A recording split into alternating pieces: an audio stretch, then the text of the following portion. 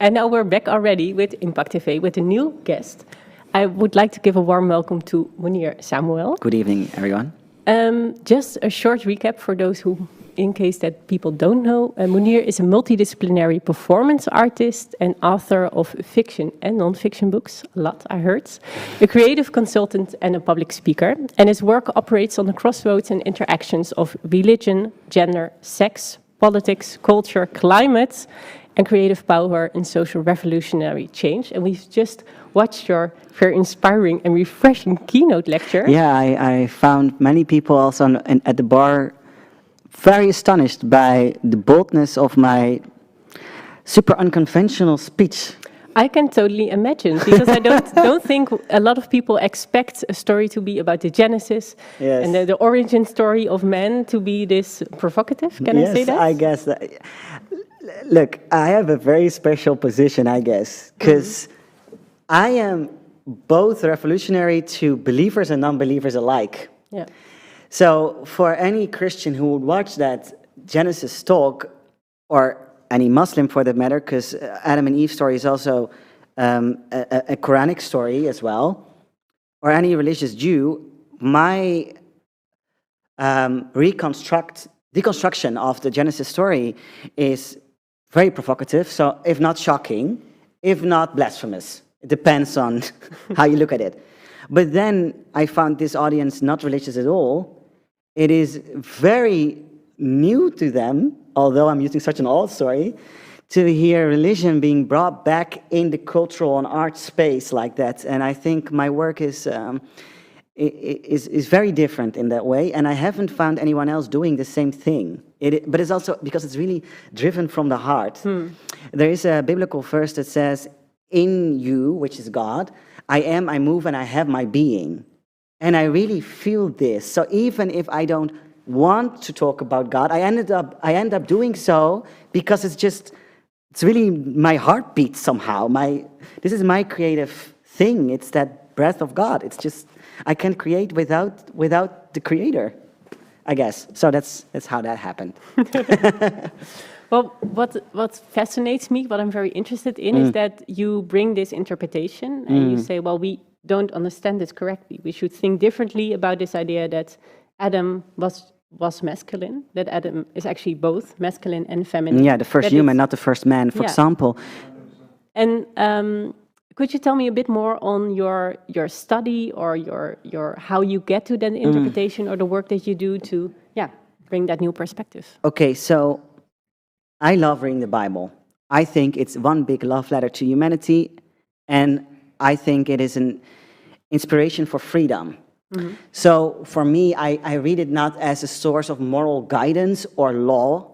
I read it as a book of freedom and wisdom and answers to tomorrow. So I feel way better prepared, for example, to the times and the problems we're facing right now, because it's literally the Bible book of Revelations happening as we speak. So I also really read it in order to read the day. And when you think of the Bible as that, as a life-giving book, in Arabic it's called Kutub al-Hayatis, the books that give life, and that gives life in different times to different people and has fresh revelation to you and to me every single time we read the text, then of course you will look to that same source for all your big life questions, right? So one of my big questions is, what does it mean to be a man? And how can I be a man? And I asked hundreds and hundreds of men what it means to be a man. None of them ever knew how to define what being a man is without referring to the genitals, so having a dick, or calling everything that they are that is not female or non-woman. So they will say it's being not, and then they will define themselves as opposed to women. For me, that was not a good answer. I don't want to be a non-woman for being a man, and I cannot refer to my genitals as a birth-given right for my masculinity as being a transgender man. So then I thought, okay, but I do really feel male. I am a male, but then how can I redefine masculinity beyond those two limited constructs that men have of their own masculinity? And so I started looking in the Bible for a new idea of masculinity, and then you go to the first man, what you have learned to be the first man, to only find out he wasn't a man at all. So that was very interesting. And so I kept reading and I kept looking and I kept searching for God and also trying to understand the Bible better. So, for example, what I find very interesting is God in Hebrew is often called the womb. And rahmatullah, and the word Rahman, Rahim, what the Muslims use when they pray, the benevolent one, actually comes from that word womb. So God is even described as a womb that grows us. Now, there's much less more feminine, I wouldn't say female, but feminine than a womb that grows and gives birth to new life, right? So that completely started changing my ideas on what masculinity and femininity means, what God is, what we are. And so I kept searching and looking and I kept reading. And every day I tried to reread the Bible as it is, and I go back to Genesis and try to understand the start because it has such a profound impact on our society. I really think we don't understand how important the Bible is for our society today. Our Dutch was developed in order to translate the Bible. They chose the Dutch of Haarlem as the language for all of us to read and speak, to know the Bible by ourselves after the Reformation. Same counts for English. English was there were many different dialects that we could consider kind of English, but we wouldn't understand it today. It was created and standardized for the King James Version of the Bible. So our language was created in order to read the holy text. Then our law system is completely based on the Bible. What we consider wrong and right is completely based on religious doctrine. Our ideas of what women can do and not do for centuries was proclaimed in the name of God. So we cannot deconstruct femininity as it is or our notion of womanhood without looking how was it created in the first place and on basis of what text and what interpretation. In that sense, religion became political. And so you cannot talk about politics without looking at the impact of religion. You mentioned language, yes. And that makes me curious, in which language do you read the Bible? So, for a very long time, I read it in Dutch. And I was raised in the Bible Belt, but every time I would open the Bible, I would hear the voice of my referent, or I would hear the echo of my Bible teacher in my Reformed school. And they were very anti-gay, sexist, basically, and very heteronormative. So, the Bible was a book of pain for me, because I didn't read the Bible. I read the echo of the voices of the people in the past. Or I would hear my parents, you know? So then I started reading the Bible in English because to separate it from the voices of my youth. And suddenly the text came alive to me, for I could finally read the text without hearing the voices and therefore the interpretations of others. And now I read the Bible in both languages and sometimes even part in Arabic or French. But I'll be honest.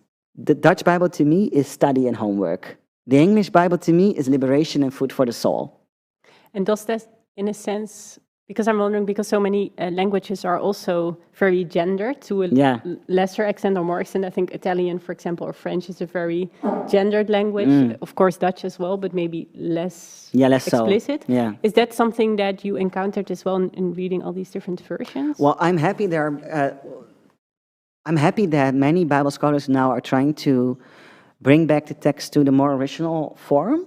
So you find, for example, that words like homosexuality that were put in the Bible after 1850, because before that there was no such a word, are now taken out of it again because it doesn't do justice to the text at all. It's a complete interpretation by humanity or by certain men who translate the Bible like that. And the English Bible is less gendered than the Dutch one. The fact that we have a non-gendered pronoun, thy, thee, is because they created one for the King James Version, a Bible out of 1500, because they understood God is not a he. In Hebrew, God is not a he. Yet later, in later Bible translations, also in English, he became a he, which is so interesting because if you think about the Bible, old hymns, thy faithfulness, how faithful thou art, it's completely non-gendered. And the Dutch doesn't have a good pronoun, so the Dutch Bible always had he. So for me, sometimes it's best to read very old translations or very new ones that do way more justice to the text. And one day I hope to be able to read the Bible in Hebrew, because that's a very interesting way of reading the text, as it's full of feminine connotations and non-gendered connotations of God and also of the humans within the Bible itself. At the start, you said that a lot of people find your reading quite provocative. Yes. I can also imagine that you face quite a lot of resistance. No. No? Oh, That's the funny Tell me thing. more about it. Yeah, that's the funny thing. You would expect me to get a lot of criticism or even be called crazy, as I really don't know any other artists in the Dutch art and culture scene, or theater world, or museum world, or higher levels of literary world here that is so religious or so openly confessing faith. But I find this society in loss of spiritual nutrition, in loss of moral guidance, and in loss of leadership and vision.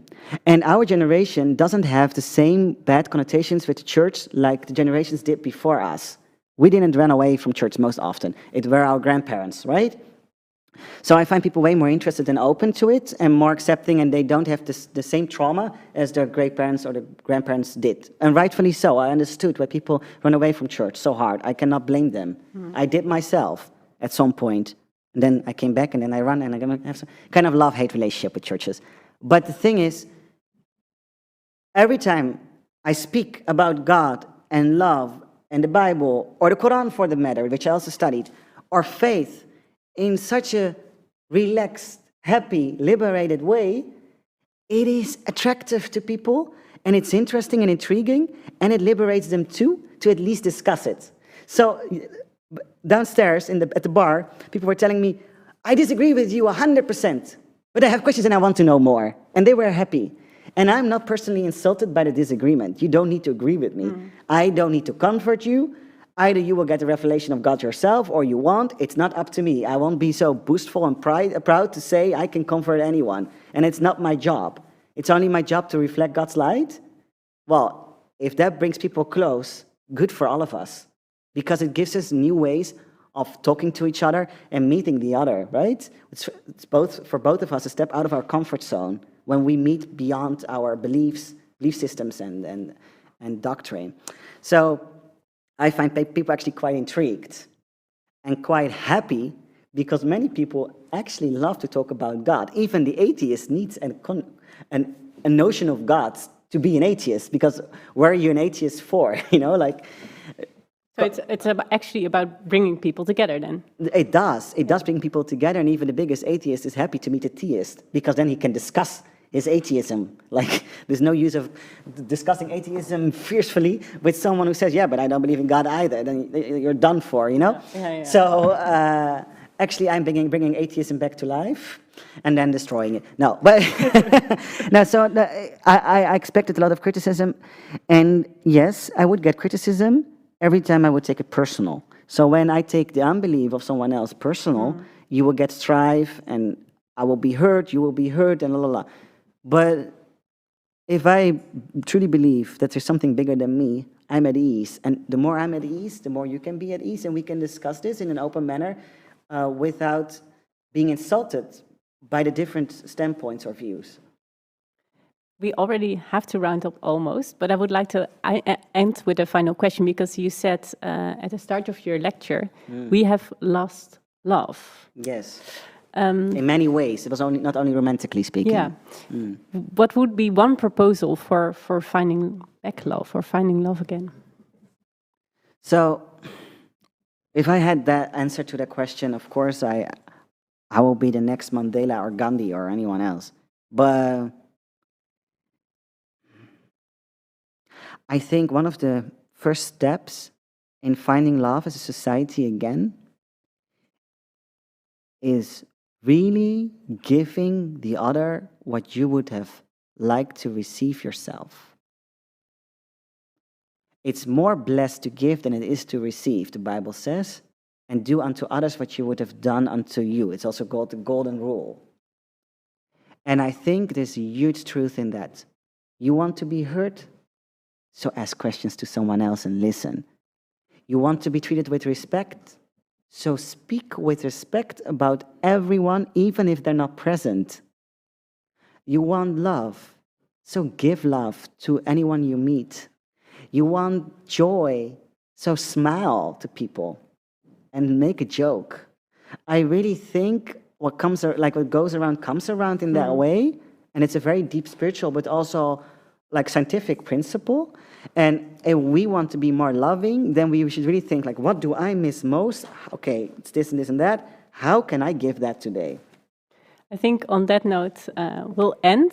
Thank you so much for joining us today. Thank you for your keynote, and You're very welcome. looking forward to hear more of you. Thank you. All right.